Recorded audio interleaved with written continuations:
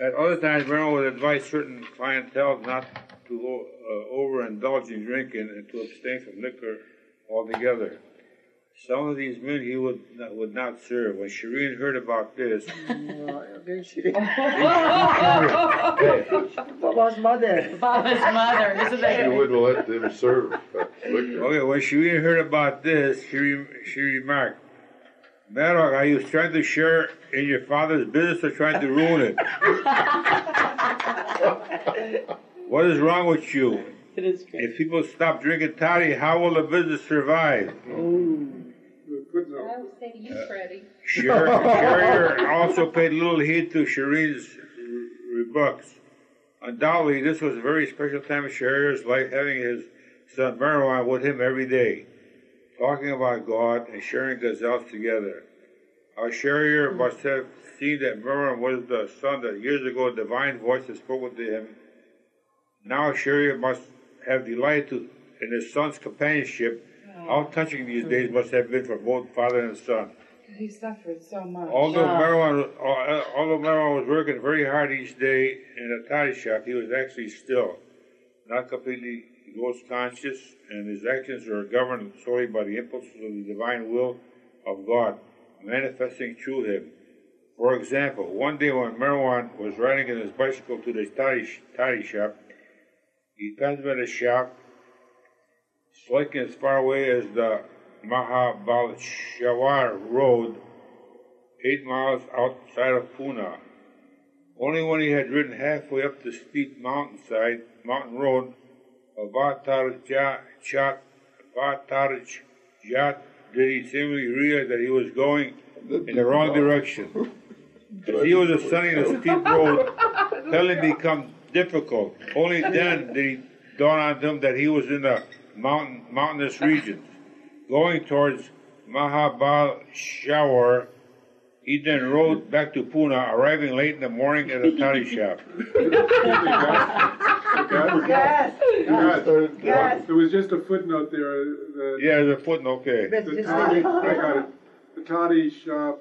Toddy is an inexpensive alcoholic drink, though low in alcoholic content, brewed from the sap of toddy palms that abound in India. Wow, really? It's a little bit like tequila. What's that made out of?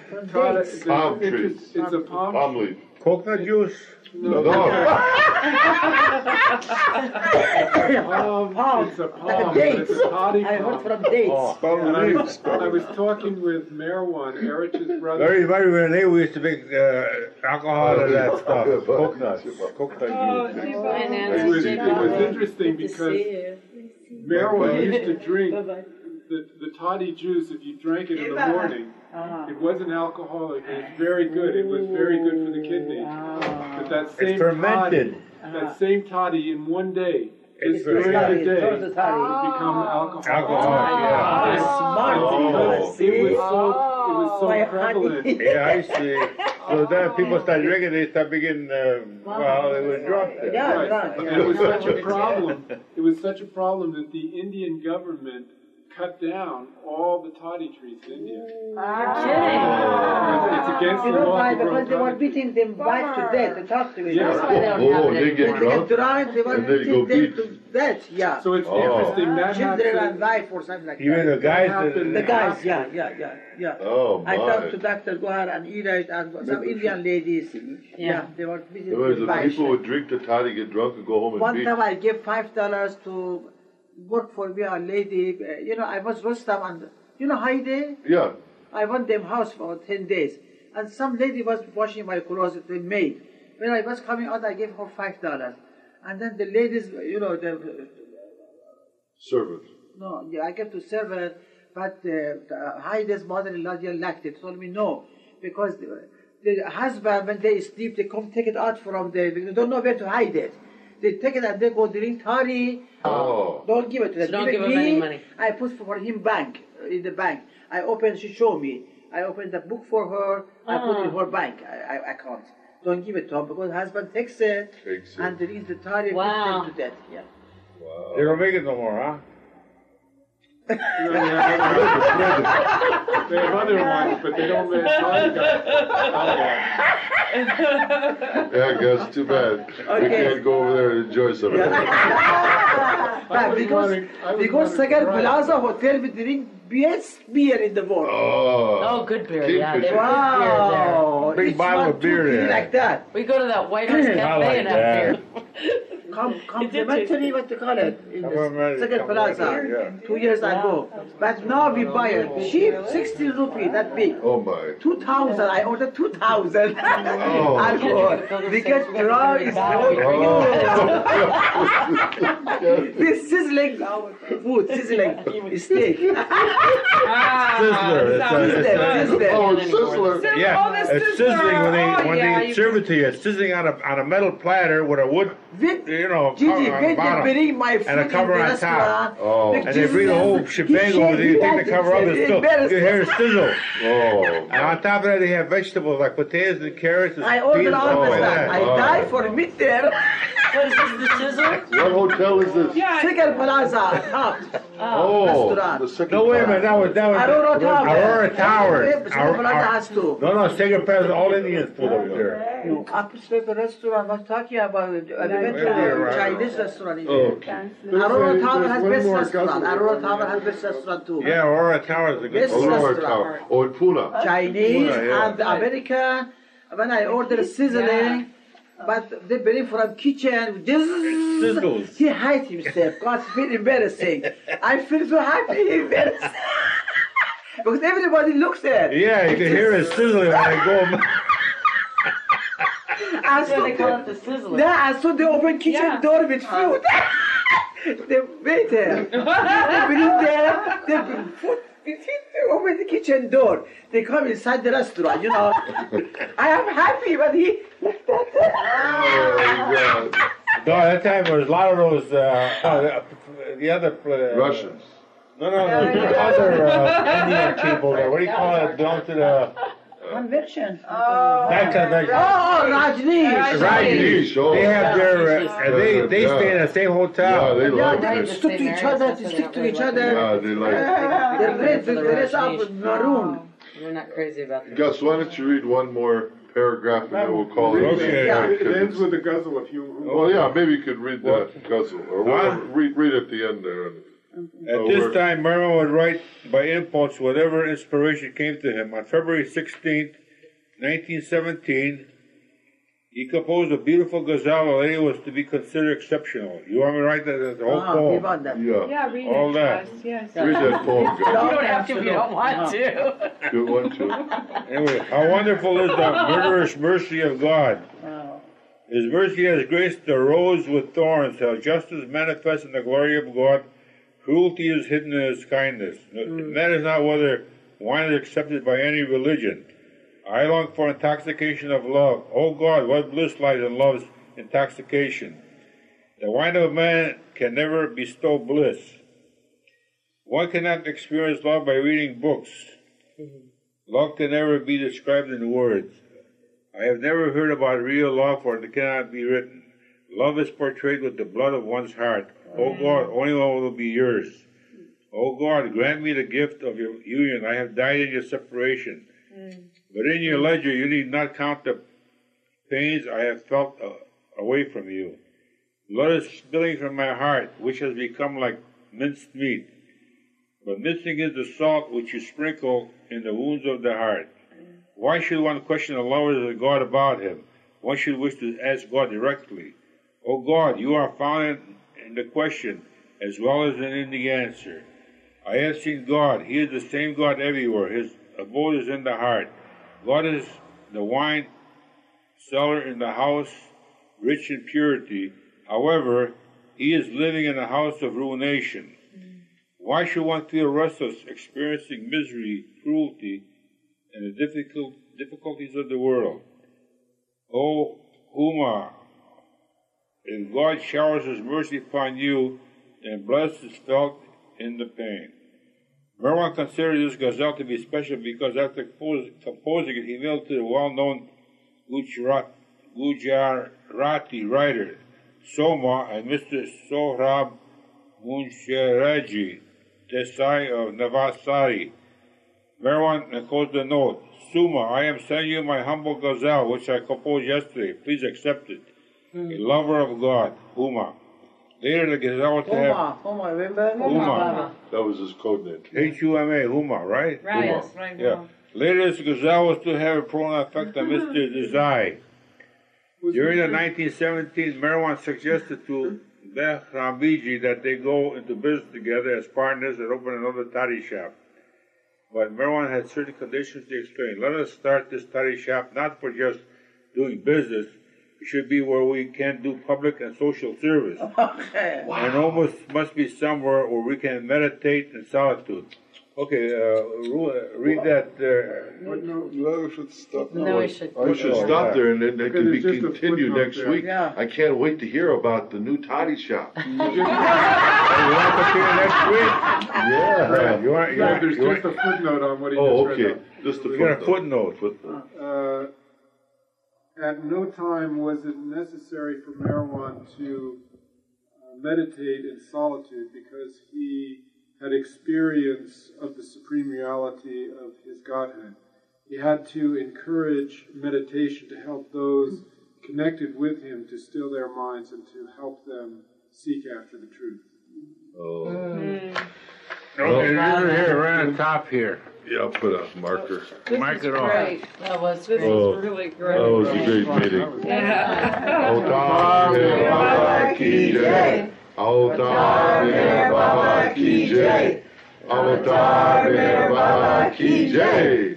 Sorry, which page was that? Because that for Again tonight on page 38. We still have about 60 pages though, so Wow, we yeah. probably won't finish till maybe in 2 weeks. It'd be nice to finish it and go to volume 2. Anyway, What page are you? 238. Oh, yeah. And this is the Lord Mayor meeting. It's Wednesday, July 24th. We're in volume 1, the biography of the Avatar of the Age, Mayor Baba, 1894 to 1922 by Baal Kulturi. Page 238.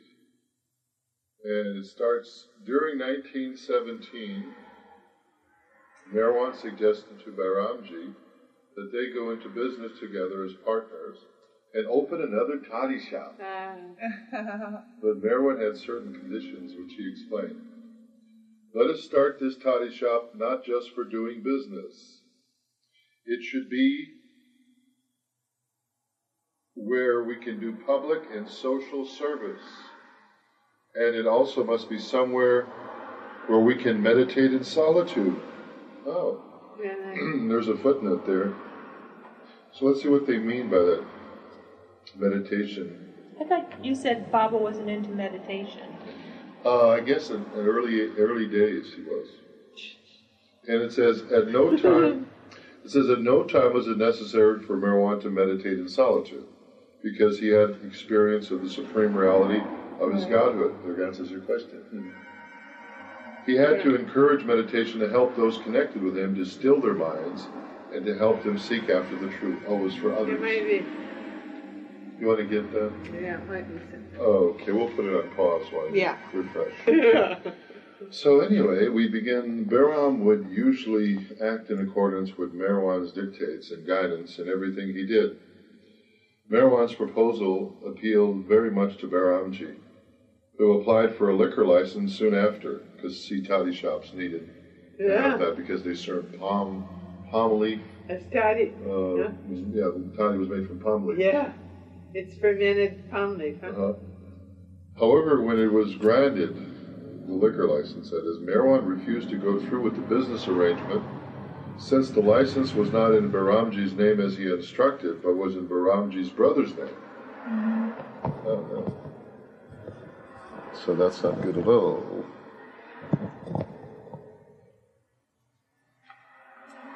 This was a great lesson for him, and he remembered from then on to always follow Merwan's words literally.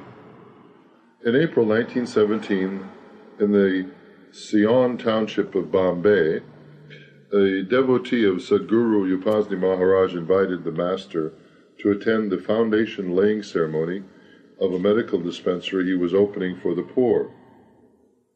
Upasni Maharaj with many of his followers, graced the occasion and sent word for Merwan to meet him there. It was during this occasion that Merwan met for the first time a disciple of Upasni's named Gustadji Nusserwanji Hansotia. Oh, I love him. You like him? I mean, that name. I never knew his full name. During their conversation, Merwan's remarkable insights had a deep impression upon Gustadji, and he wanted to know more of what Merwan had to say about spiritual matters. However, Merwan left Bombay that same day, much to Gustadji's disappointment. After the partnership with Behramji was cancelled, Merwan again focused his energies at his father's toddy shop, working for 2 hours each day. As usual, he continued visiting Babajan every evening, while during the day he would find a secluded place to continue his grim practice of striking his forehead for hours at a time on some stone.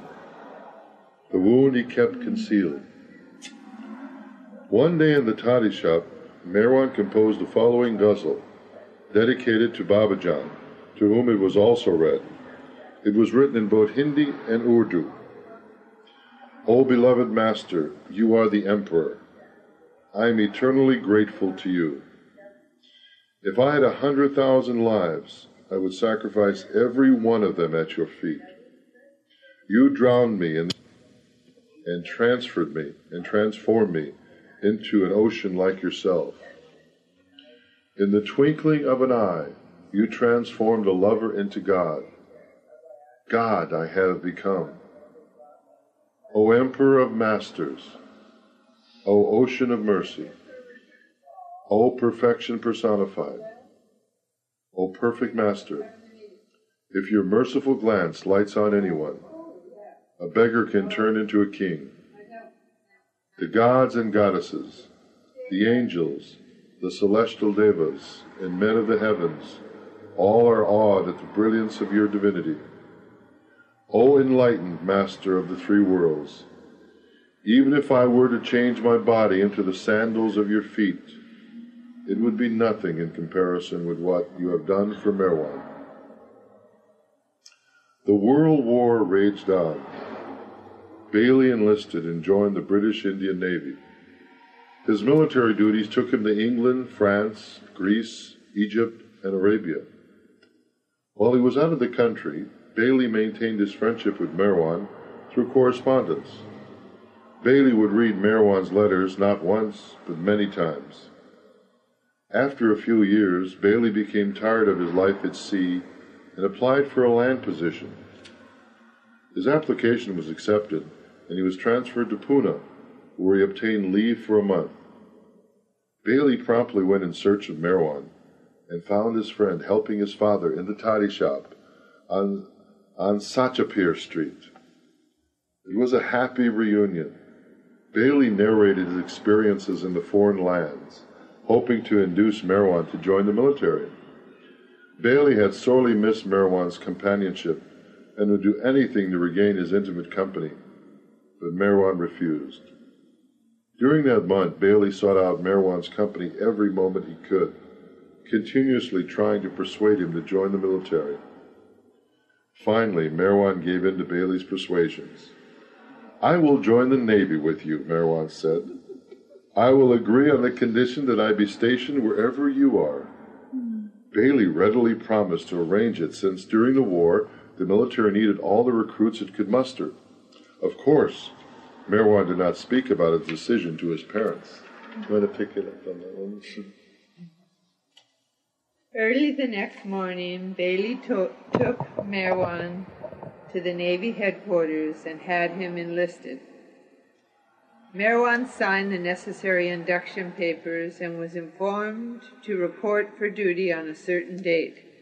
Bailey was delighted. Thus, Merwan joined the Navy and offered himself in the service of the British Empire and his country. No one in his family knew what had happened. It's nice to know you've been in the Navy. It's really strange. The ocean is I never knew that. Swami. No. Boy, This book's so loaded. I know. I never knew Bob Yeah, was that's the a good Navy. trivia. So we all got to get Navy clothes now. The ocean is in the Navy. Wow. So. A few days passed while Merwan continued his daily duties at his father's shop.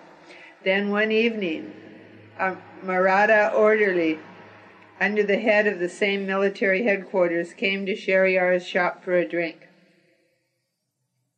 Sheriar's shop.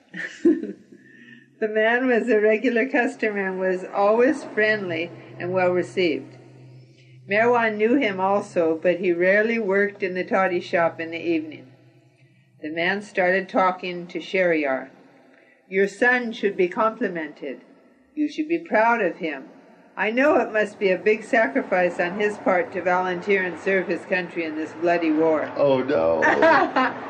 You found out. And just what the mother would want, right? After she just freaking out over everything. Sheriar at first could not follow what the man was talking about and thought he was under the influence of the toddy. He started making light of it, teasing the man. You don't know what you're saying. My Merag, a recruit? Nonsense. My Merag is not that type of person. The man was surprised by Sheriar's remarks and disclosed the facts of the matter. I am telling you, Sheriar, it is true. I saw the papers Merwan signed. Only then did Sheriar believe him, and he became very anxious. Oh no.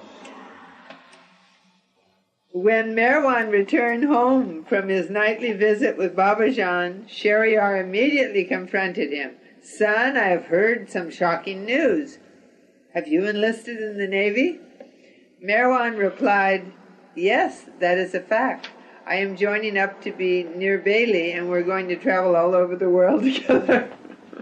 I just love this. Kids will be kids. How did I miss this? I never knew that. Nobody ever told me that. But you read Volume 1 before? Well, I didn't read that. Isn't that, you didn't? Must have missed I read the whole thing and I But don't you missed remember it. It's almost like it appeared, like well, the now, Twilight now, Zone. now I'll always remember it. I know. Merwan, listen to me, son, said Sheriar. You must stay away from such things. Tomorrow you must have your name withdrawn. But Merwan refused, remarking, Once my name has been registered, it cannot be stricken. I want to join. Merwan further pleaded, Father, give me your permission. Give me your willing permission to join the Navy. I want to see the world. I love it. Sheriar was obstinate and refused to hear another word. Nonsense! You are not meant for such things, Merag. I do not want you to go away. It is difficult for me to let you out of my sight for even a few days, much less months or years at a time. Merag, you are not meant for such a life. Tomorrow I am going to that Navy office myself and make certain that your name is erased from that enlistment list. Wow, he's like the mother. But how can you do that? Really? Usually once you sign up. Unless his parents say he did it against their will. Yeah. But he was of age. Right? Yeah, that's true. I don't know. Well, it's interesting. We'll see. Sheriar's remarks did not affect Merwan, and he disregarded his father's threat. But the very next morning, Sheriar did go to the head recruiting officer, and using his influence, had his son's name removed. Merwan appeared very disappointed, and moreover, so was Bailey. Sheriar made Bailey promise not to talk to Merwan about such things, or he would forbid him to visit. Bailey promised and continued to visit Merwan at the toddy shop every day during the remainder of his leave. The two friends reminisced about their childhood days, about different friends, discussed poetry, and Bailey's future. Bailey had always been impressed by Merwan's poetic gift. In Bailey's diary, he recorded, For Merwan, it was simply child's play to rhyme or compose verses. He did it with seemingly effortless ease. He had a great facility. No sooner he took a pen in hand, it would start writing on the paper. Moreover, at times, on the spur of the moment, he would speak in verses. One time I challenged his ability and asked him to write a congratulatory poem on the occasion of the wedding of a mutual friend named Minu. Although Merwan had no interest in such themes, just to please Minu, who was also present, he wrote a splendid song which he himself sang. The song was so beautiful that I was taken aback at his natural gift, and all my doubts vanished. When Bailey's leave ended, he received new orders to be ready to proceed to Egypt aboard a hospital ship. Since his application for transfer to land duties had been approved, this new development shocked him, and he immediately went to the records. The officer canceled his appointment to Egypt. However, he then ordered Bailey to leave on the next ship for Africa within 24 hours. This time changed. When Merwan was informed of Bailey's transfer, he remarked, "I would never have liked going to a place like Africa."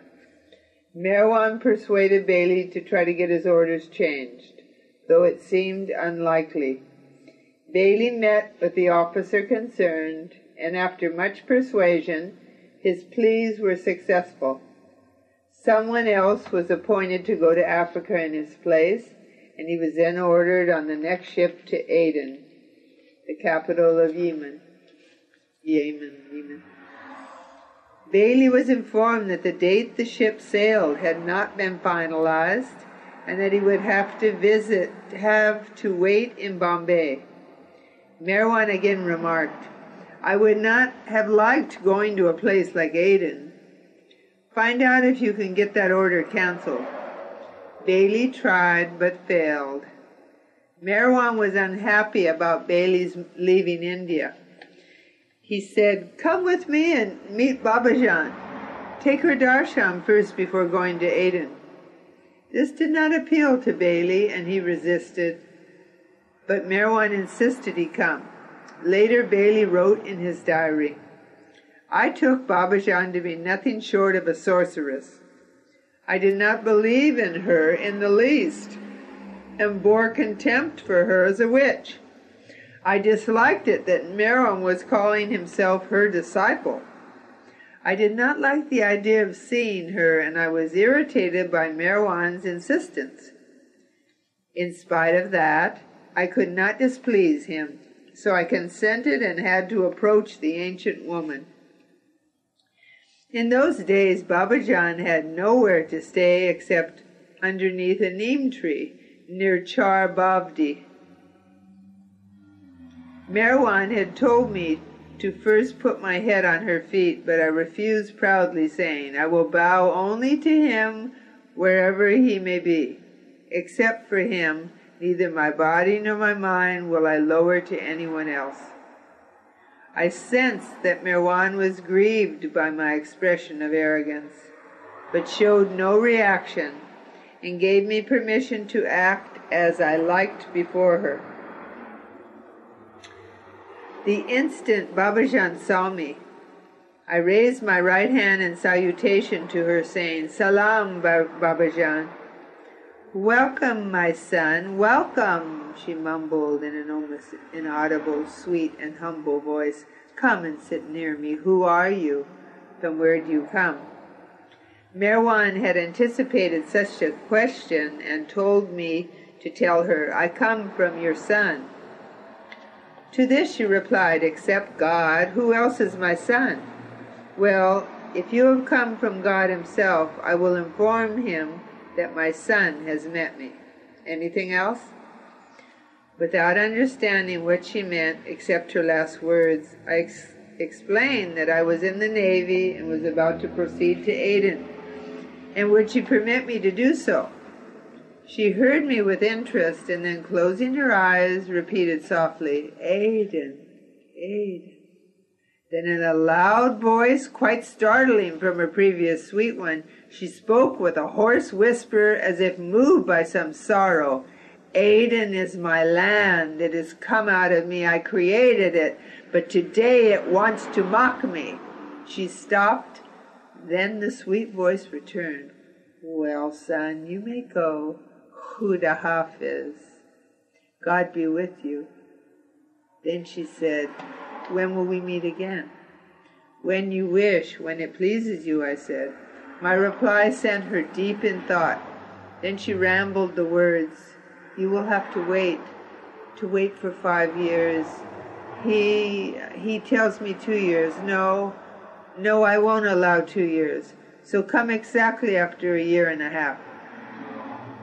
She continued, but I could not follow the meaning of her words.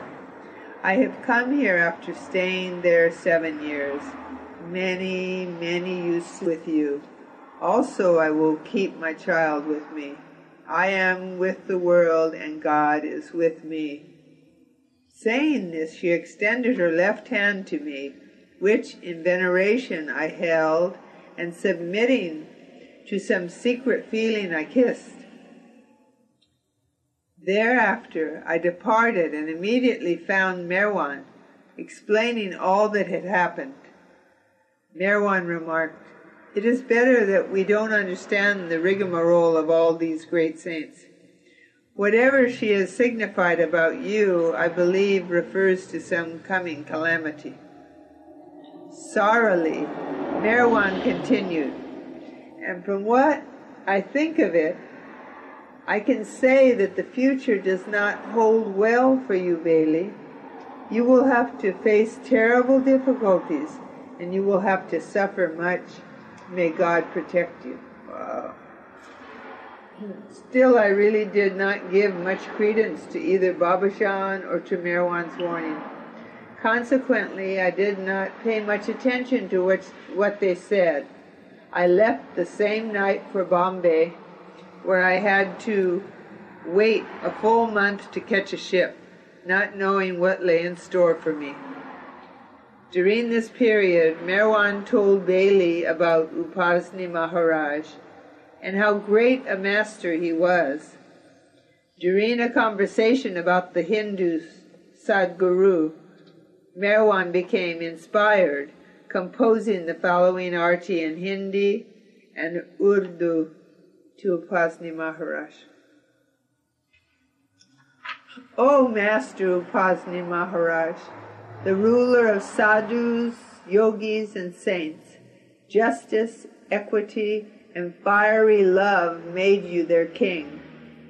We always meditate on you and repeat your name. O Master, you are formless, attributeless, the purest of all. By annihilating your ego, you become God himself. Liberate us from the clutches of Maya and bestow on us the name of God. Free us from this worldly bondage and hand us the cup of divine wine to drink. O Master, you are formless, attributeless, the purest of all. O Great One, turn sinners into saints by making them virtuous. In your mercy, make the soul one with God. You are all-powerful, all-merciful, all-gracious, the very essence of freedom. O Master, you are formless, attributeless, the purest of all. You reside in all, the rich and the poor, the good and the evil. You see only God in everything and everywhere. You are always the same. You have no religion or caste. O Master, you are the formless, attributeless, purest of all. You are the embodiment of truth, all knowledge, power, and bliss. You are the perfect Master. Together we offer you our prayers and worship. O Yogi Raj, the King of Yogis, Your yogis salute you again and again. O Master, you are formless, attributeless, the purest of all. The marvelous thing was not only did Merwan write this ghazal in a matter of minutes, but also while writing he was attending to the toddy shop's customers. After some time, the arti was published in the Gujarati weekly newspaper, Hind, which had also published Merwan's ghazal dedicated to Babajan. Tracy, you want to read some? Sure. It's on the top. It's great. My son, go. Now go and get your share from a Hindu. Thus spoke Babajan to Merwan on different occasions during 1917. Upasni Maharaj moved away from Khandoba's temple in Shirdi to the village of Sakori in July 1917, and Merwan became a regular visitor to Upasni's new abode, which at first was the village's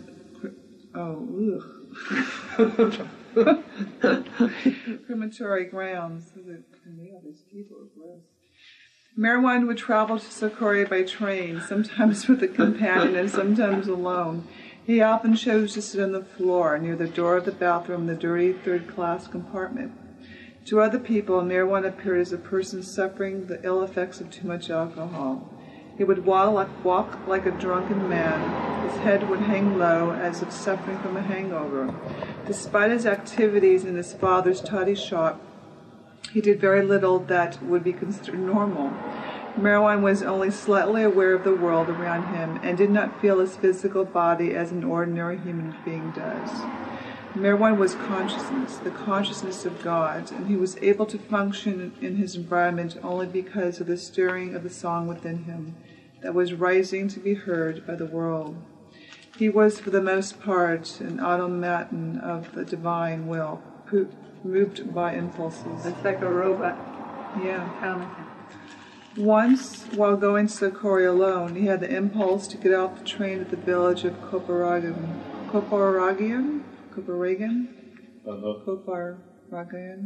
instead of Chitali, near Shirdi. It was 10 o'clock at night and bitter cold, but Merwan, wearing only a light cotton coat and pants, started walking on the road. The night was very black, and though Koparagan was only 2 miles from the train station, it took them more than 2 hours to reach the village. Coincidentally, Sadguru Nusserwanji Maharaj happened to be visiting in Koparagan, but Merwan did not stop to see him. He passed by the village and headed straight to Sakori. A policeman stopped Merwan and warned him not to wander on the dark road of the area ahead, abounded with thieves. The policeman was holding Merwan's coat sleeve, trying to persuade him to stay with the night in Koparagan, when Merwan roughly pushed his hand away and shook his arm loose. Suddenly his eyes turned into burning coals. Merwan looked at the policeman in such an intense, ferocious manner that the man stumbled back, thinking he might attack him. Merwan, however, immediately fell at the policeman's feet and begged his pardon. The man did not know what to think as Merwan rose and turned away, walking into the desolate blackness. The policeman stared at the strange young man as he disappeared into the night, puzzled by his chance encounter. Even in the moonless night, the radiant glow on Merwan's face could not be hidden. Even in his dazed condition, the glow of the wine burned through his body. After Merwan reached Limgan, yeah. Gowan means town because Gowan, Pimple Gowan, it means town. Yeah. 2 miles from Shirdi, strange names. A strange incident occurred. Suddenly out of the blackness, 4 large dogs tried to attack him. They barked ferociously but did not bite him. Paying no attention to their threats, he continued walking. A little farther along the road, 4 more wild dogs again tried to attack him, but he paid no heed to them also and unmindfully walked on. After some distance, another pack of 4 mad dogs rushed at Merwan, and this time they attacked. Tearing at his pants and coat, they tried to bite, but he did not show the least fear. Then the menacing dogs surrounded him, as if threatening to tear him to pieces if he tried to continue on. Merwan slowed and then suddenly got an impulse to run as fast as he could. He took off with the mad dogs racing after him, howling crazily. Merwan ran and soon after left the wild, continued running until he reached Shirdi at about 3:30 in the morning. He stopped on the outskirts of the village and glanced in each direction. Deciding not to go to Sai Baba, he lay down to rest alongside the road for a few hours. There's some kind of asterisk there. What a story. Oh, Julie. Hi. When the morning sunlight came, Merwan got up from the roadside and strode rapidly towards the quarry, crossing the 7-mile distance in about an hour. No sooner had Merwan stepped near Upasni Maharaj's hut when a Upasni disciple, Durgabai,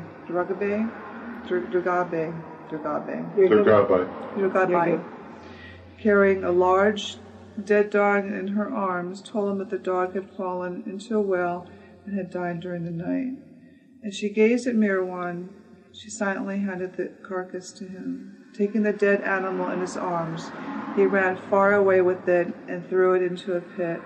He then ran back and joined Upasni Maharaj in his hut. No one knew of Merwan's earlier encounters with 3 packs of wild dogs. Remember, Babaji was attacked by dogs? Oh, yeah. He was? Yeah. When? In his Dobermans? Yeah. 3 years ago. Where? In his daughter's It was his, Sheila. yard. Sheila and her husband's daughter-in-law's compound in India. daughter. They knew Bao. Right. The dogs knew Bao. All of a sudden, he enters and they just attacked him and bit him badly all over his legs and stomach. Oh, no. Yeah. 2 of them. Yeah. And he released himself, he said, at that point. At that moment, he was saying, I'm going Take to be me. killed. Take me. Right. Baba.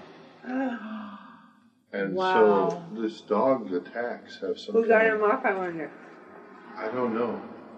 Maybe Sheila or David. But the thing is, it seems like it has some meaning, like the dogs after Baba, and not only 1 pack of dogs. How many? Was it 3 packs of dogs? Yeah. Baba? Yeah. When he We was just young. read the story. This Yeah. is 19. He was also in the Navy. Well, no, he joined. Baba joined the Navy without his father or mother knowing. His friend Bailey asked him to join. So he joined the Navy. To see the world. And he was ready to ship To out. see the world. When That's a so funny. a Navy That's too funny, seaman isn't walked it? into this toddy shop, Shiriyar's, Baba's father's toddy shop, and said, I have to commend you. I have to commend your son for his courage. He is enlisting in the Navy and he's going to serve our country. And the father said, excuse me, are you drinking too much toddy? My son is not enlisted. He says, yes, he has. Go ask him. So when he went and asked, and Baba says, yes, I did enlist. I want to be with my friend Bailey. We're going to travel together. I want to see the world. I want to see the world. And so his father immediately went to the recruitment office and he pulled some weight in the town. He says, take my son's name off. And he did. But Baba was ready to go with Bailey. So When he was how old? well, he must have been 19, wasn't he? He was just, Yeah, he was just, I think. Yeah. No, but wasn't it 19 when he first... Was kissed. Or maybe it was before he was 19. Maybe he was 18. Because this is before he was kissed, He isn't must it? have been 8. Oh, no. This is no, after he was because kissed? It has to do with Upasni Maharaj. He didn't mean him. Oh, this is after he was kissed. Oh, And yeah. this is after a year after his pound. Because he still pounded his head. What was Yes, he yes. thinking? He was that's still. why. But he still pounds his head. He still pounds his head. Because remember, it said that But he would get up. but he's been already hit by the rock already. I mean, he did that already. Oh, that yeah. happened to him already. Yeah, Though. yeah. He's still pounding his head, though. It He's took him a while he's to been- come back down. Yeah. Even with No, it was after the rock hit him. He still pounds his head. Yeah. Right. And then it took And Upasni, took many years though too. Yeah, like 7 years. Yeah, that 7 years for Upasni him was to helping really him, yeah. Yeah. gradually. Yeah, yeah. And then the other masters were more brief. Yeah, that's interesting. But we keep finding things in this book. I read this before, I don't remember it. I didn't remember that. No. You know, there's Sounds absurd. there's a funny. footnote on that page 2. It's actually Miss Yeah. Astor. Yeah. It says he would lay alongside the road for a few hours. Can I read that? Right, yeah. But it says that Merwan never really slept as a normal man. Right. Again, after January 1914. In other words, that's when he was kissed. Right. A God-realized person's rest is not like that of an ordinary man. Such a being is always awake and is not asleep. God-realized individuals rest at a point on the particular plane of consciousness where they station themselves. So when it is written that Merwan rested, he is not resting alongside a road, but on a certain point between the 4th and 7th planes. Wow. Refer to the book God Speaks, pages 44 to 58, for further explanation of the inner planes during the process of the involution of human The consciousness. point of melatonin. Yeah. but so that sort of, Babaji wanted to make sure that when he said he stopped to rest, it's not the same kind of rest as... But this is just after the dog attacks. But anyway, then you said when the morning... Oh, you didn't finish. Go ahead. Okay. No one knew of Merwan's earlier encounters with 3 packs of wild dogs. 3 packs. The villagers discussed the event of the dead dog for several days, because dogs seldom ever fall into wells. That is strange, isn't it? Yeah. It was a very strange occurrence, and being superstitious, they wondered what it meant. Merwan stayed with Upasni Maharaj, wearing the same torn coat and pants for 8 days. Then in the same clothes, he returned by train to Pune. His friends in Pune gave him fresh clothes so his mother would not become alarmed. In addition to his regular visits to Sakura, Merwan later stated corresponding with Upasni Maharaj. However, most of the contents of the letters or messages appeared to be indecipherable by anyone else but him. Occasionally, Merwan sent Upasni messages through either Behramji or later through 2 associates, Sadashiv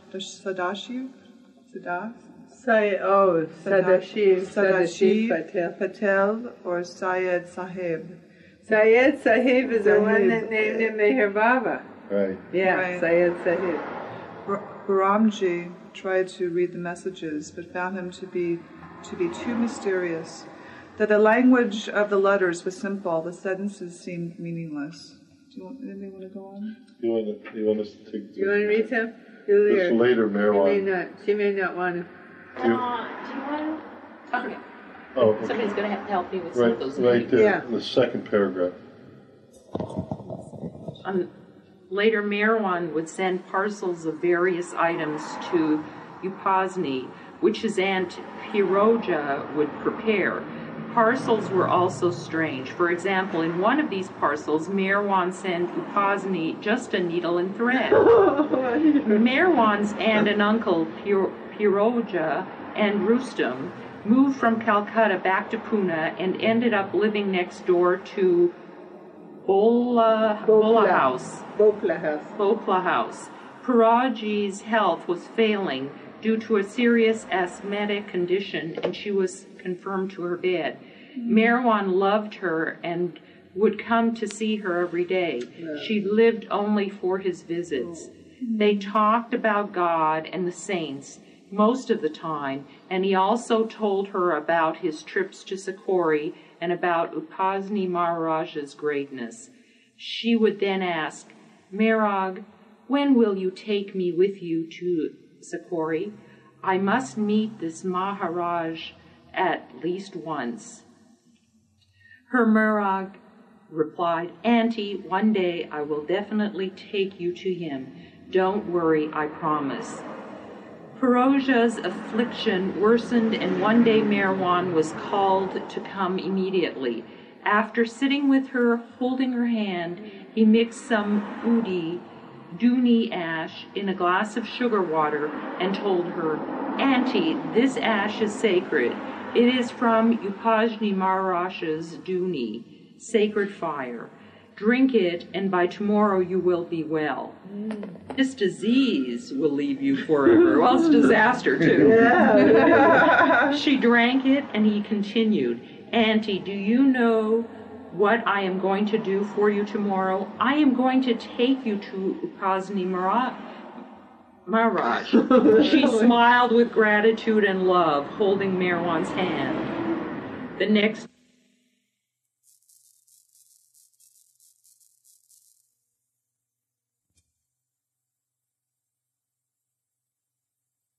are mine now. Naja was about 10 years old at the death of her mother, and Asfandiar was about 14.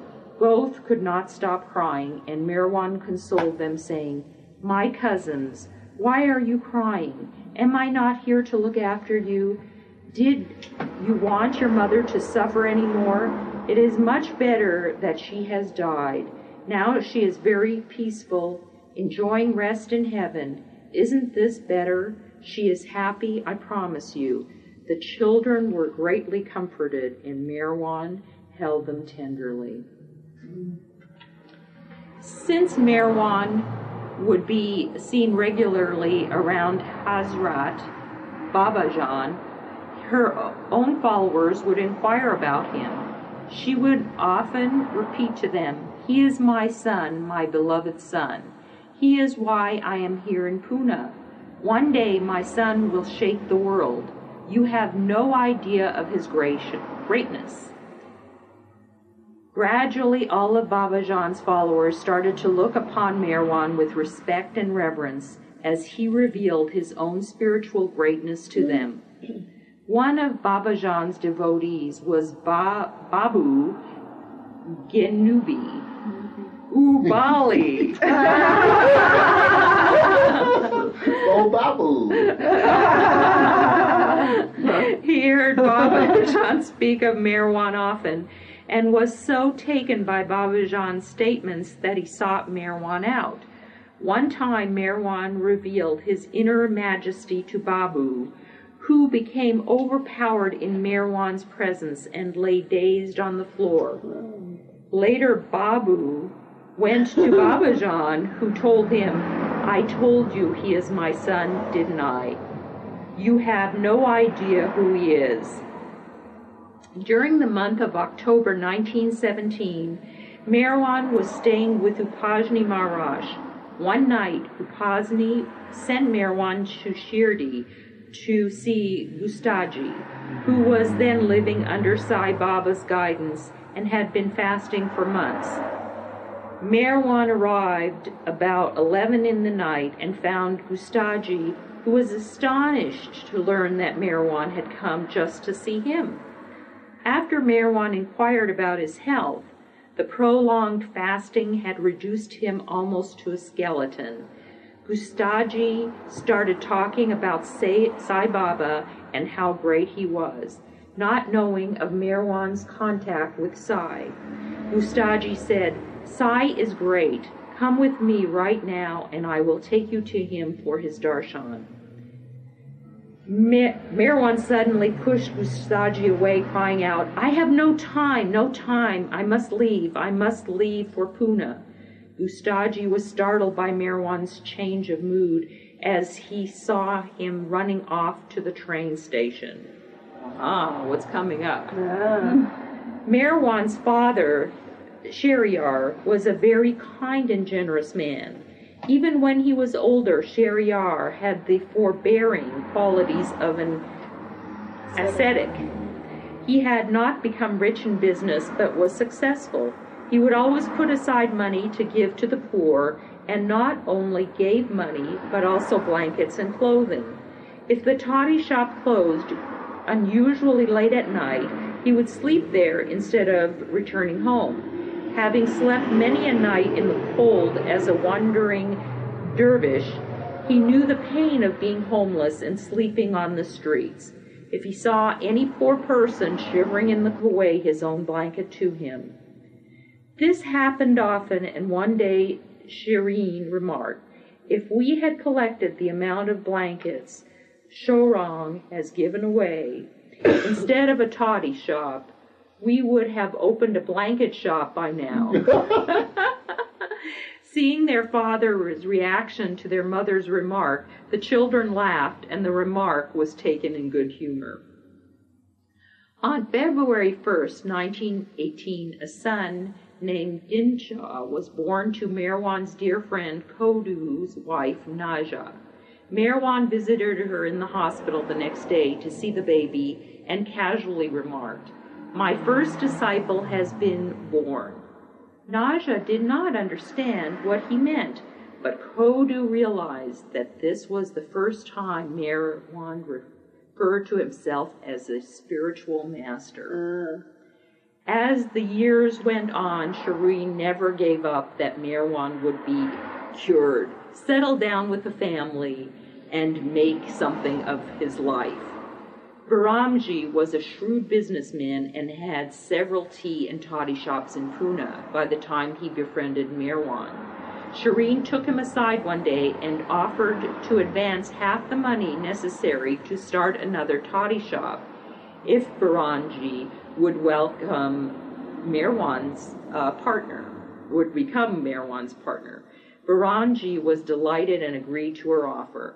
On August 1st, 1918, Behramji procured a liquor license. This time he remembered to have it in his own name, and in partnership with Merwan opened a new toddy shop at 723 Kasbah Peth Road on a fishing wharf of a river.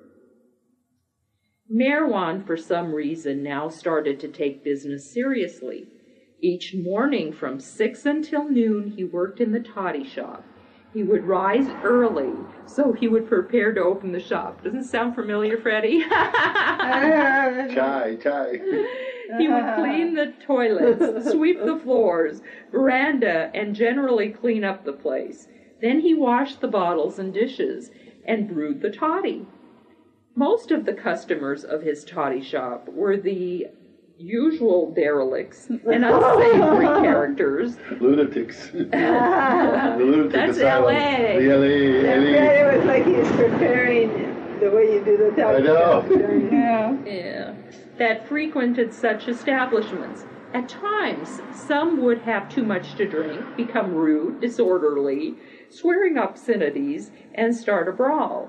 No matter what sort of men they were, Merwan would always handle them kindly, gently, influencing them to change their ways, in fact, urging them to stop drinking. Oh, no. What a sweet guy.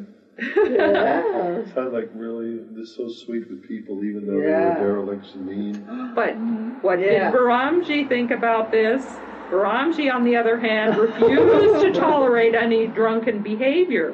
Not a day passed when he did not beat or abuse someone, usually throwing the fellow out of the shop. That's what Paji would do. You know? Since they were partners, Merwan did not restrain Behramji. However, when Behramji was out of the shop, Merwan would draw the most uncouth characters to him. He still does in India, doesn't he? Like a fire, a moth. Moth spit in fire. Yeah. It was the love in him that they were attracted to. He would spend a lot of time with them, and when they were in a mood to listen, he would advise them to drink less and eventually give it up. Merwan tried to see that his customers never drank more than they could handle. If anyone wanted to continue insisting on ordering one toddy after another, he would refuse to serve him. You want to continue, Freddie, or you want to? Second paragraph, honey.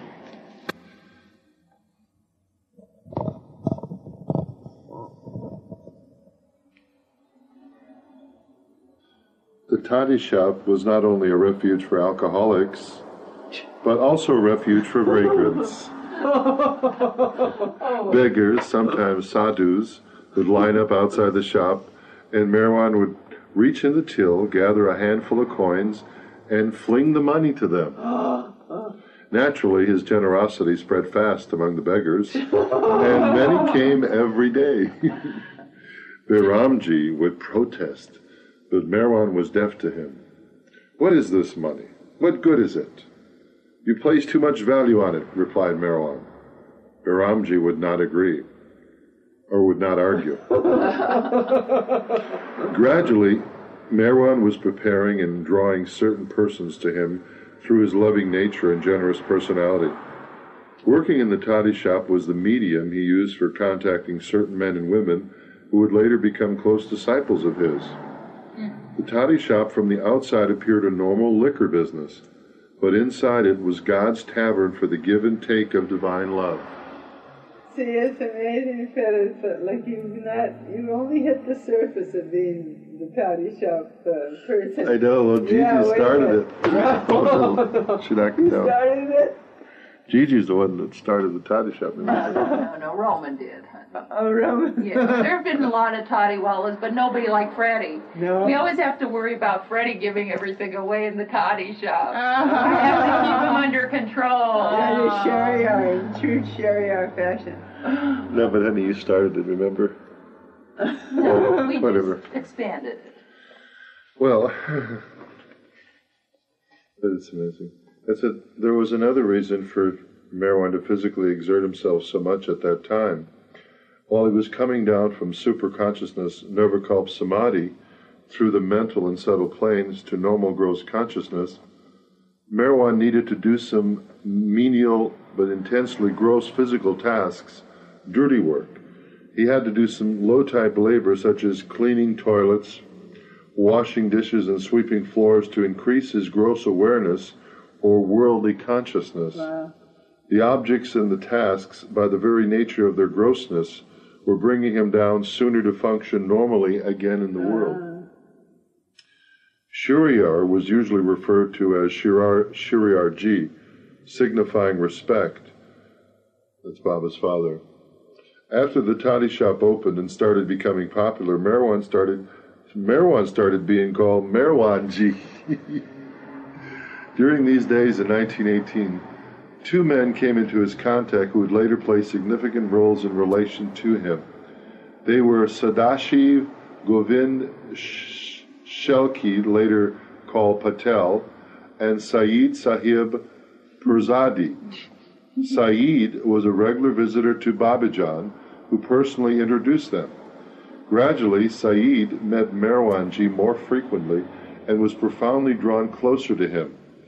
Merwanji would take personal interest in Saeed's individual difficulties, financial as well as otherwise. Because of Merwanji's deep concern, Saeed opened his heart to him. Sadashiv was 5 years older than Merwanji, and when he came into Merwanji's contact, he was also the owner of a new toddy shop in Pune. He lived upstairs in the same building as the shop. One day Merwanji happened by Sadashiv's apartment and requested a meal. Sadashiv was quite unprepared to have such an auspicious guest and answered that the food was not ready. Merwanji replied, "That's all right, some leftovers will do." Wishing he had more elaborate fare, reluctantly Sadashiv put the leftovers in front of Merwanji, who ate it with pleasure. After the occasion, Sadashiv had certain occult experiences, and he began seeing Merwanji everywhere. Although both were devoted to Babajan, initially Sadashiv had taken Merwanji to be a lowly toddy, but he later recognized Merwanji to be something quite different. It was Sadashiv who, for the first time, used the appellation referring to Merwanji. Seth means a person of influence and is a term of greater respect. From 1918 onward, he was called Merwan Seth by the people living in Kasbah Path. And there is a footnote, 251.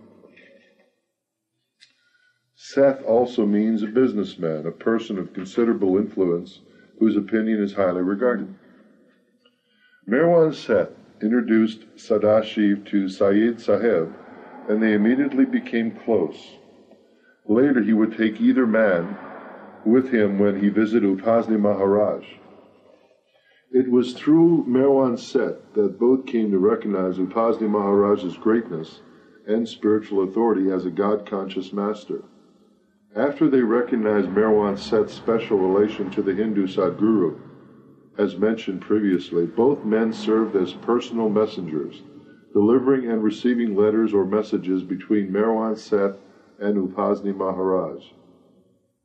After his work at the toddy shop was finished, Merwan Set would have only a small vegetarian lunch. Then, going home to his room, he would start striking his forehead on the stone floor for as long as 4 hours. If he did not do this grim practice at home, he would go to a secluded area near Ferguson College, or to an area known as Jagatpur, or farther away to the Tower of Silence, or another area called Golabar. Once, when Merwan was banging his head on the floor at home, his mother heard a thudding sound coming from his room. The room was always kept closed, so she was never aware of what he was doing. But this particular day, Shireen pushed the door open and was aghast at what she saw. She shrieked loudly, and Shiriyar, Jal, and Behram came running. Merwan had blood all over his face. Crying, she asked, "Merag, have you gone mad? Are you totally mad?" Wiping the blood off with a towel, he said, "I am not mad. I have become something else." She was disgusted and turned to Shiriyar in complaint. Look at your son. Who else but a madman would bang his head on the stone floor?" Shiriyar tried to defend Merwan. "No, Shireen, it is not so. It is the other way around. Merag is not mad, believe me." Shireen was also disgusted with his answer, concluding, "You are also mad. All you men of God are mad." Shireen was terribly upset after seeing Merwan's strange behavior and became increasingly worried that her dearest son really was now insane and would never be cured. She wept bitterly. She cursed all those holy men who seemingly had ruined her son's beautiful life. There's a photo on the bottom here of Merwan's family at Butler Mahola House veranda during the 1920s. Left to right, Shireen, sister Manjira, brothers Adi and Jal, servant, and Shiriyar. It's Mani. Is Mani standing up? No, Mani is sitting down. Mani has a little hat on. Yeah. Oh, she's so cute. Yeah. Later, during 1919, Shiriyar purchased a house across the lane from the Pumpkin House, number 765 Butler Mahola, because his family had grown quite large with 7 children. The new house was more spacious and had a well in the center of the back courtyard. The family, however, did not move into the new house until 1920, and Merwan Set was given a room in the back courtyard. Although Merwan Set would often sleep at different places in this room every afternoon, he continued the terrible rite of banging his forehead on the stone floor. Eventually, this pounding stained the stone with blood, no matter how he tried to conceal it from his mother. And here is the house, which I did visit in India. You folks, have you seen that? Yeah. The Irani family's home, number 765 Butler Mahola in Pune, in the back courtyard of the... Still there? Yes. Yeah, the stone on the floor is sacredly preserved as a memorial. Yeah, they covered the stone because someone tried to take it. To this terrible suffering that he had undergone during those years from 1914 to 1922. They covered the other stone too. When he was coming down from the God state. They covered the one in what happened to this house? in this house here. No, because remember, Kathy was talking about the stone in the last meeting. Is that the same stone? Yeah, I think so. That's the only stone I know. So the house is sort of like what? What's the house now? People don't... You can go. There's relatives living there. Baba's sister-in-law, and she's the mother of the twins, Rustam and Zora. And also, what's her name? Jangu's wife. Oh yeah, I don't know. Yeah. Anyway, there's a sister too. Gulnar. While he was regaining his gross consciousness during this period, Merwan Set would usually go out with his close companions at 5 in the afternoon on a walk for a picnic or to play cricket or some other game. No one yet recognized him to be God-realized, although most of his acquaintances thought him to be extraordinary, greatly inclined toward spirituality or the spiritual life. Some accepted him as a staunch disciple of both Babajan and Upasni Maharaj, but no one called him a saint or a holy man. However, young and old alike looked upon him with respect and began naturally addressing him as Merwan Set. After they played such games as Atya Patya or Gilli Danda, all his friends would be treated to refreshments of sweets, fruits, or tea. You know Atya Patya? No, Do you know it? It sounds great. I know. I know Gilli Danda. You played that, haven't you? When they hit something with a stick and yeah. Oh, that's cute. I know. Yeah. Merwan would spend in what in those days was considered a lavish amount, between 5 to 10 rupees, on these occasions. In a natural manner, all his friends would pour on him their woes. With compassion, Merwan Set would patiently listen to their troubles and make suggestions to solve them. Gradually, every acquaintance yearned to divulge his problems to Merwan Set and seek his cure to the trouble or pain caused by them. During this period, Merwan Set held everyone's attention with this simple explanation about God and religion. Basically, religion is one. There is only one religion. The source from which this religion has come into being is continuous despite the lapses of ages. Yet several branches have come forth from this one religion, like the Zoroastrian, Hindu, Buddhist, Christian, and Mohammedan religions. There have been many others. For example, water from the tap fills different pots for different purposes, like washing, cooking, drinking, etc. The source, the tap, is the same.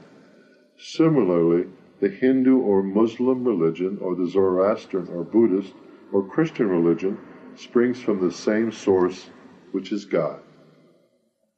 Occasionally, Merwan Set would revisit the toddy shop in the evenings, but no matter how large the crowd there would be or how busy the shop was, he would not lend a helping hand to Behramji.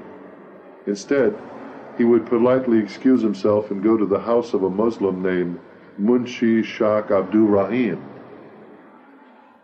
Shay Baba. I'm sick. I'm not sick. I have operation on my knee. Oh no. Oh, you heard him. Oh, yeah. Baba. You had an operation? That operation took the water out, liquid out. Oh, you had water on the knee. Yeah. Oh, Baba. That hurts. So bad.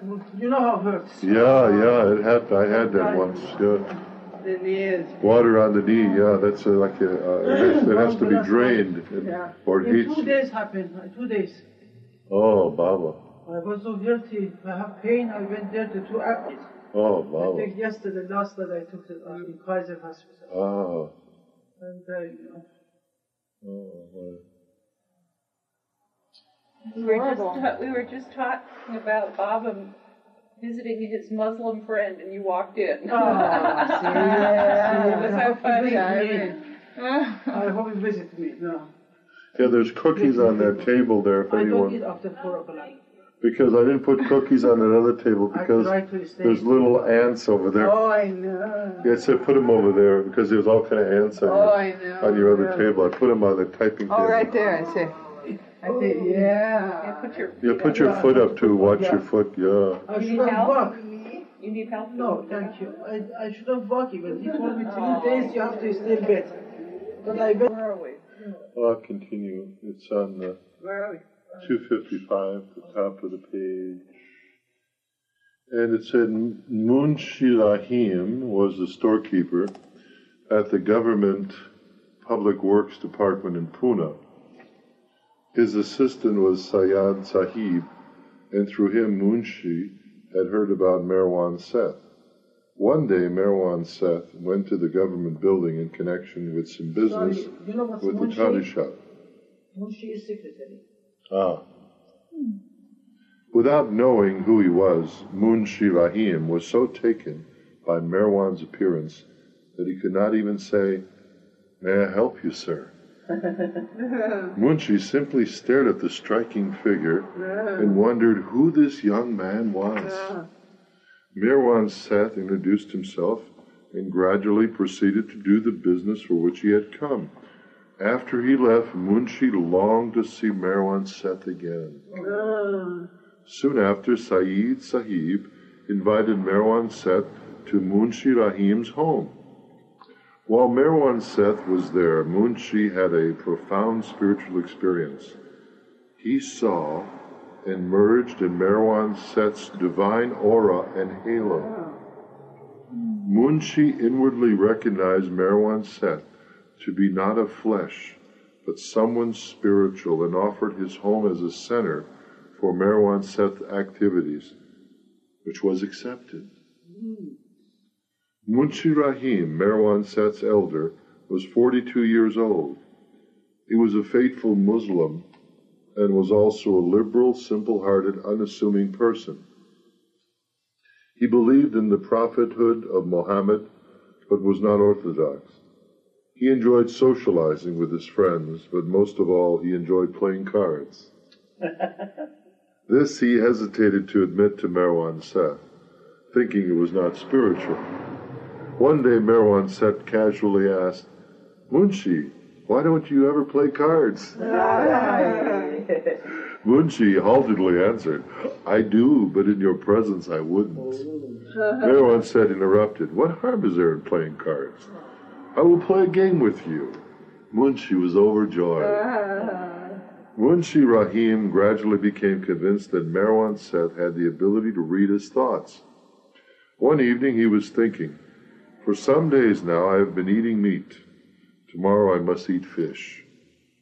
But how can I buy fish? It's not the season." The next morning, Munshi was surprised when he saw Merwan Seth bicycling toward him, carrying a large fish in his head. Merwan Seth smiled and, handing the fish to Munshi, pedaled away without a word.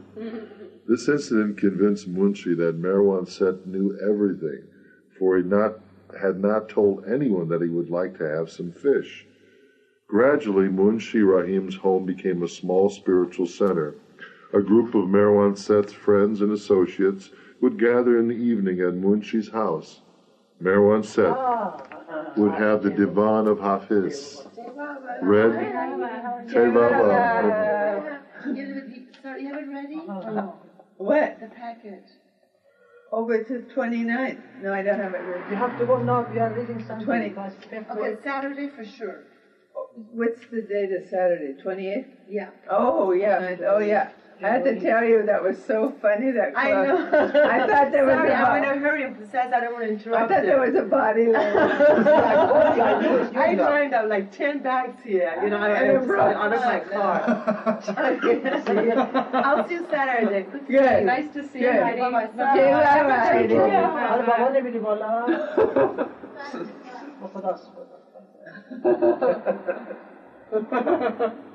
Come here to see you 1 second and go. Loves you. Merwan Seth would have the Divan of Hafiz read for an hour or two, explaining the poetry's mystical meaning to his comrades. Afterward, the group would sometimes play a game of cards or have some light entertainment. Munshi, who was a good cook, would usually serve some food. Thereafter, Merwan Seth would depart to where Babajan was. It is very curious why Merwan Seth had especially chosen the locality of Kasbah Path for his toddy shop. Kasbah Path was a neighborhood of mostly Bahois, fishermen. They were uneducated, simple men who earned their livelihood by catching fish in a nearby river. And although they were very virile, hardy men, they were religiously devoted to Merwan Seth. Thus, like Jesus of Nazareth, Merwan Seth's initial work in the gathering of the crowds began with these fishermen. Ah, interesting. The toddy shop became Merwan Set's net, where he would show these people glimpses of his divinity. A room adjoining his and Behramji's toddy shop at 721 Kasbah Path was rented from Sadashiv. Merwan Set instructed that it be used as a place of worship. Sadashiv was by then very intimate with Merwan Set and would often talk about him to his friends and associates in the courthouse where he worked as a clerk. They in turn would come to the toddy shop to meet Merwan Set. The room next to the toddy shop assumed the form of a small temple. Paintings and photographs of different perfect masters and saints were hung on all the walls. The photograph of Upasni Maharaj was given the most prominent position. Hindu arti and puja ceremonies were regularly performed, usually led by Merwan Set himself, and special public programs were arranged on Thursdays and Sundays. There had been a genuine saint who had lived in Kasbah, whose name was Khawaja Saladdin. Though this saint was of the Mohammedan faith, He's come up before, hasn't he? no, that's Khawaja Kahir, the one who appears. Are you sure? Uh-huh. Oh, but I thought this one came up before I that don't name, maybe remember. from reading it. Khawaja Kahir is the one that appears. But this one sounded familiar because his name's so musical, Khawaja Saladdin. Though this saint was of the Mohammedan faith, both Muslim and Hindus would take darshan at his tomb located in the area. As a consequence, both Muslims and Hindus would approach Merwan Set when he became recognized as someone of great spiritual status. To keep the Muslims and the Hindus in harmony with brotherly feeling was no easy task. Merwan Set paid particular attention to satisfying the individual needs and values of both of these religious communities. The Hindus were allowed to perform arti, bhajans, and kirtans, as well as other rites. Whenever the Muslims attended, Qawwali songs would be played, the singing often led by Merwan Set, accompanying himself on an Indian drum called a dholak.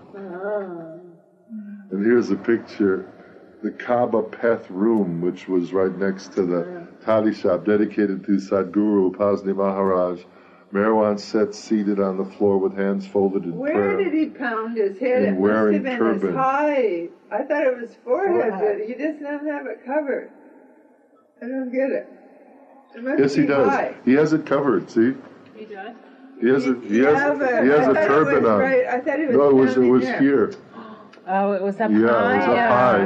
Why Yeah, did he 'cause do that, though? That's why we never see it. I think he was in such great pain that he was experiencing something.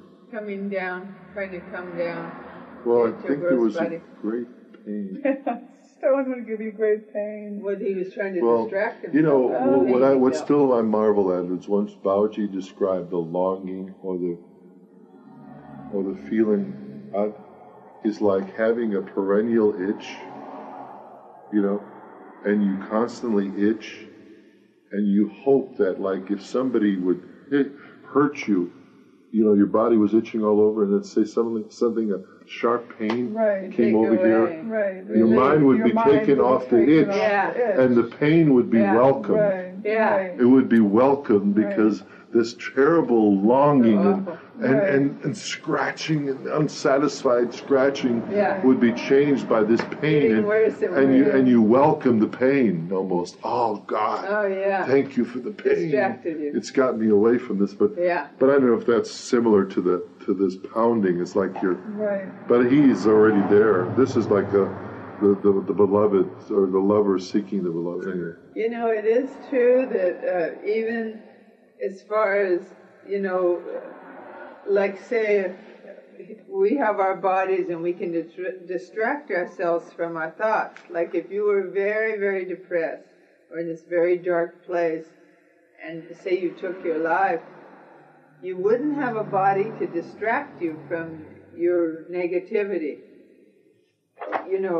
You couldn't eat to distract yourself or take a run or a bath or something.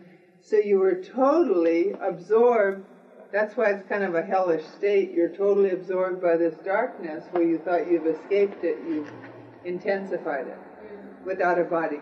Right. And I bet it's similar. I mean, why is God different than us? he became one of us, so he's distracting himself from his pain. Well, You know, I as a heard human. somebody describe it as he was feeling the pain of every human being. Having become divine, he had divine bliss, but also he felt he was human and felt the pain of the world. Yeah. So he had to come back from the bliss only to be human, and therefore had to descend to our level. Yeah. Sounds. And so when I think of that, that's the supreme sacrifice for him to feel that pain of Oh, ours. yeah. Can you imagine? It was hard to handle your own pain. You know, it's amazing. The Sufis used to put on these wonderful plays. And the one was about Baba's realization and everything. And it was, do you remember that, Brad? And trying to come down from after he was kissed and, you know, the bliss. And part of it was the noise must be terrible, the noise factor. Oh, yeah. Horrible when you think of it. Just in our daily life, you can't escape it. If it's not a beep or an alarm going off, or I mean, we're just beset by noise, you know. Mm-hmm. And he's That's right. knowing everything about every person on the earth. That must be a lot of noise. The noise. And the noise in the minds. All the minds, no quiet minds. You're like, and all the prayers. All the what? Prayers. God give me but a that's probably Mercedes or whatever, you know. Yeah, but it's probably a relief to some degree. Oh, that little you know. girl last night, though. Did you see her pray before she did her jump? No. Yeah, I mean, the one that, and what? The one that hurt I herself? cried so much. She tore her ligaments, Yeah, they did. and she only got a 9.1 something, and they thought she had to get a 9.6 or something to beat the Russians to get going. So Bella Caroli, her coach, inspired her. You can do it. You can do it, Carrie. And so she was almost like crying her pain, and she raced down the runway with her leg. She jumped and landed perfect, and when she landed without moving, which gave her a high score, 9.7 something, but then she said a prayer to God. but she collapsed. But she collapsed and crying, and they said she had torn ligaments. Oh. Yeah. But now this girl, who was not the big, star of the team, has become the biggest hero in Olympic, probably American history. She is going to be remembered for, says, before I ran, I prayed to God, please help me. And I just cried from the bottom of my heart, help me. And then she's only 17, is sweet. She has a baby voice, too. No, she has a voice that sounds like a little baby. I thought she was about 11. I know. I She has have a to little- say the pressured look of their faces. I mean, And she was did it. upsetting. No, but she did it, and you had to, I tell you, it was one of the most magical moments. Yeah, I know. I saw it at Lois's. Oh, you saw it? I was so glad to Did see you it. cry? I cried so much. Oh, it's I did. I touching. know. It was just. And then the picture where the coach is carrying her. I know. That other girl that's down there looks like kind of an angel. I know, that's, On the paper? that's Dominique. Dominique Monsieur, she's a Romanian, lives in Hollywood. Yeah. She replaced Carrie for the all-round. She wasn't going to be on the team. Carrie would have beat her. But since Carrie was injured, the little girl, 14 years old, has replaced her. So Dominique Rousseau. Yeah, 'cause she's on the. Is she a pixie? Is she a cutie pie? Yeah, she's so She's 4'7". Yeah. She's so cute. Well, these guys that work with her, they love just to put her in a pocket, like, take her home. She's so cute, the little. Yeah, those guys at work would. No. They said it in a nice way, like she's like a little cutie pie. I was saying she You're looked. the only married one among them. I was saying she looked like I was saying she looked like Nancy Merwan when Nancy was young. Oh. Anyway, let me just finish this one paragraph, and then we could go on to someone else reading, because I do want to say something about the toddy shop, which this one says. Oh, yeah. The atmosphere around the toddy shop was of intoxication. while the atmosphere around the temple room was of fire. The people in the area were becoming intoxicated with divine wine, and the whole atmosphere of the area was aflame with a love for God and for Merwan Seth. He was then a great speaker who would initiate discussions on spiritual subjects, and his explanations would hold a crowd spellbound for hours. An intoxicated frenzy would fill the air, and sometimes a whole crowd would march together to Bun Gardens, led by Merwan Seth, for games and a feast, or for a qawwali program of songs, which would often last until late into the night. Gradually his name and spiritual personality spread throughout Pune. So somebody like to take over? Are we getting late though? Has anybody got the time? Oh, I have a clock upstairs. 9:30, I think. Oh, is it night? Maybe we should it's stop. late, yeah. Because we seem to all be sort of tired. Yeah. So we'll end on page 258 and we'll pick up next week. 58, yeah. So, Avatar Meher Baba Ki Jai. Avatar Meher Baba Ki Jai. Avatar Meher Baba Ki Jai. Thank you, Baba. What about the toddy shop over again? Oh, yeah. What? You were going to... Jai Baba, it's the Lord Meher meeting. It's July 31st, 1960. Oh, 1996. I was going to say 1969. So Baba would be the last darshan. Yeah. This is Lord Meher. It's the biography of the Avatar of the Age, Meher Baba, Volume 1, 1894 to 1922. This is by Bal Kalchuri. And we are Volume 1, page 258. The perfect master Sai Baba had died in October 1918, and Gustadji was living with Upasni Maharaj, who was acknowledged as a perfect master and an heir of Sai Baba's spiritual charge. During the month of December, Upasni instructed Gustadji to leave Sikori and join Merwan Seth, who had previously written Gustadji that he had arranged a job for him in Pune and sent money to defray his traveling expenses. After arriving in Pune, Gustadji was under Merwan Seth's instructions and orders because Bey Merwan Seth. Gustadji was first instructed to work all day in the toddy shop. He would then perform the daily puja and arti ceremonies in the temple room next door, but there was no place for him to stay. So Merwan Seth ordered him to spend all night with Babajan on the street. Gustadji got little or no rest, however, because Babajan did not sleep, and he had to attend to her every need.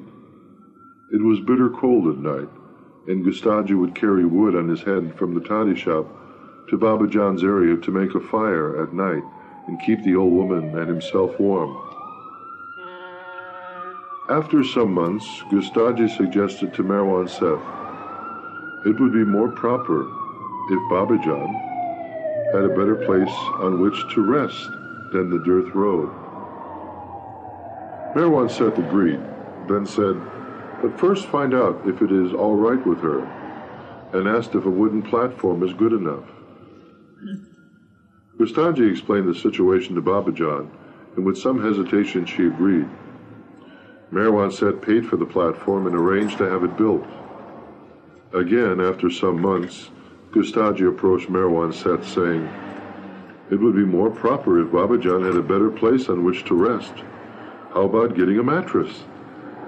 Merwan Seth agreed, then said, "But first find out if it is all right with her."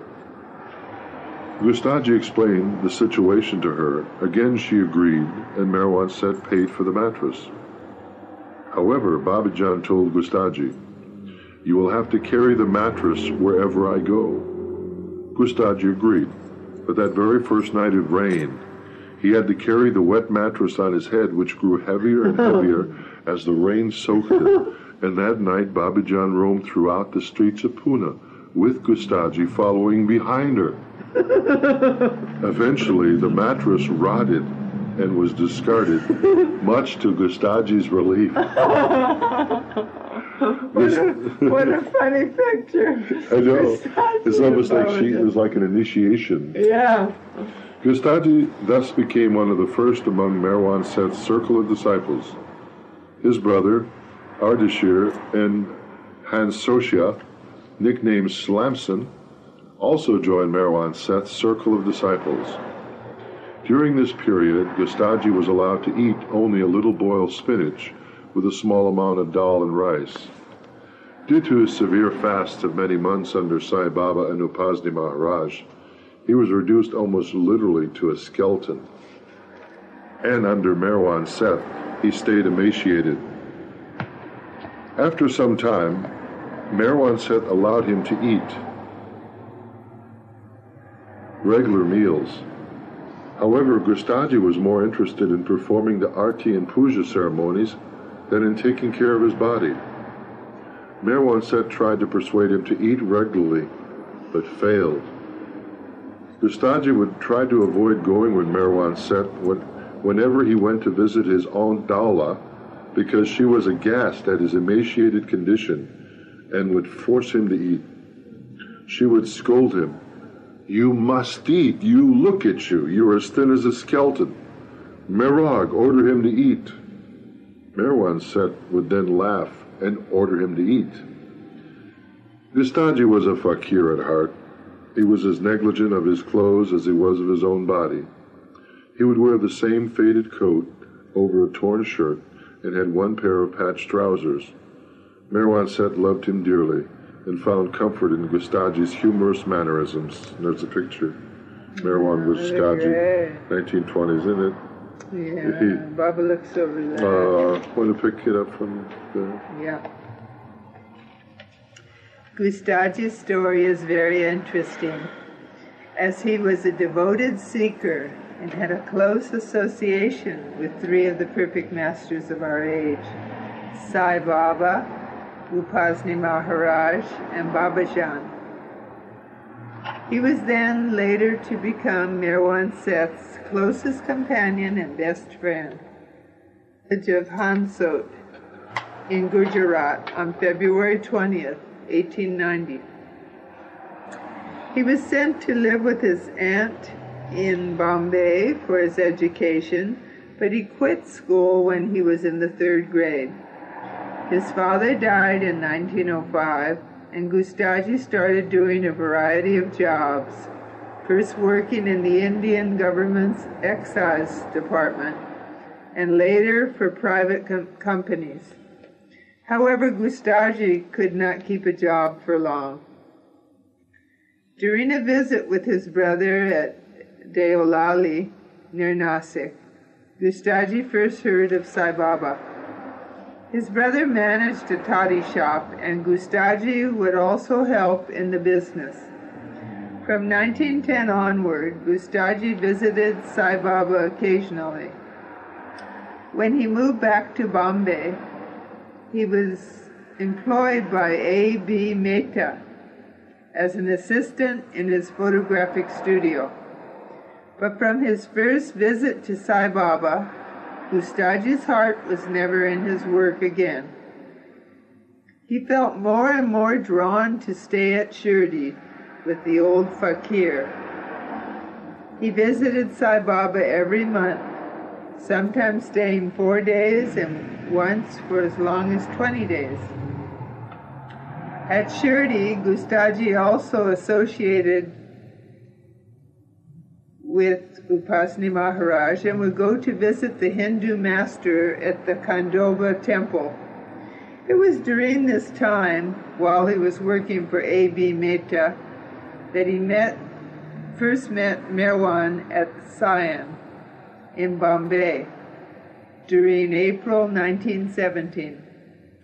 By 1918, Gustadji had been made the manager of a liquor store in Bombay, also owned by A.B. Mehta. That's Merwan Mehta's name, too. Yes. Yep. After a few months at this new job, Gustadji fell seriously ill and had to quit. He was welcomed by Sai Baba, so he moved away to permanently live at Shirdi. Upasni Maharaj had also moved to Sikori, and Gustadji would visit him there. Other than a few occasional visits to Upasni, Gustadji stayed near Sai Baba in Shirdi for 6 months and fasted under his direction. Gustadji was close to Sai Baba and was present the day that Sai Baba died. Wow. October 15th, 1918. After Sai Baba was buried, Gustadji moved away from Shirdi to live with Upasni Maharaj. He was by then reduced to a living skeleton under Sai Baba's orders and suffered severe hardships under Upasni Maharaj also. Once Upasni lost his temper with him and beat him with a bamboo cane severely until the cane broke into pieces. Gustadji intuitively knew he was serving penance for his past karma and remained under Upasni Maharaj's guidance, staying with him until Upasni sent him to Merwan Seth in Pune.